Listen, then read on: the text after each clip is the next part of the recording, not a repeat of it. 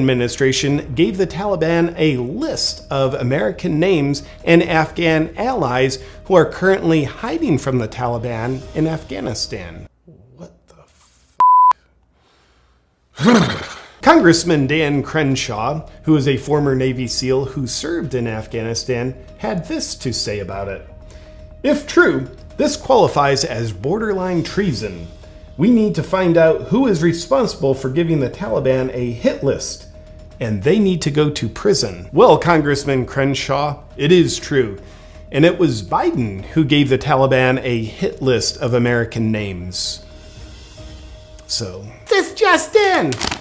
Some people are pretending that Biden is worsening the situation by the day in Afghanistan and getting Americans killed because of his incompetence, rather than realizing this is a treasonous administration using a demented old man as their puppet while it willfully betrays its own country.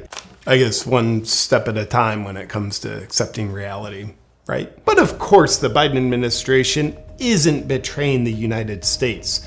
While it's busy getting Americans deliberately killed in Afghanistan, over here on US soil, the Biden administration is actively taking away US citizens' constitutional rights, creating a lower class of citizens, lying to its own people every day to try to control them with fear, violating the Nuremberg Code, which is a direct human rights violation of its own citizens.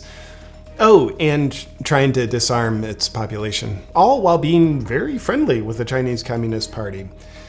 So when you add it all up, I'm pretty sure the Biden administration isn't doing anything treasonous, because it would be very inconvenient to acknowledge that reality. Oh, we happen to have a question from a viewer that's just come in on live television that's already written on my page.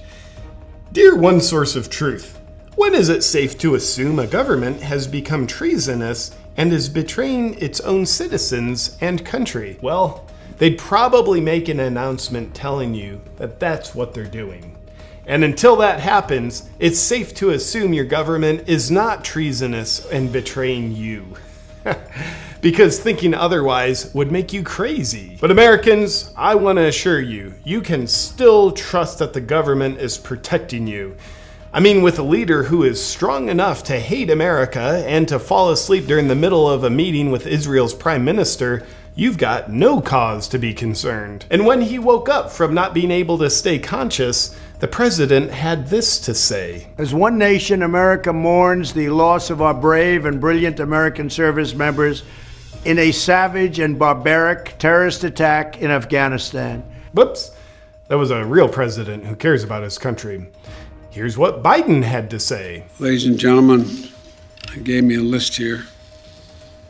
The first person I was instructed to call on was Kelly O'Donnell of NBC. They gave him a list of people he's allowed to call on?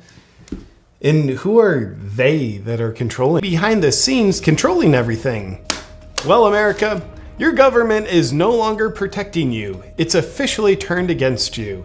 So get your house in order, because it's on you now. Will the many stand for what's right while the few attempt to control all of them? We'll see.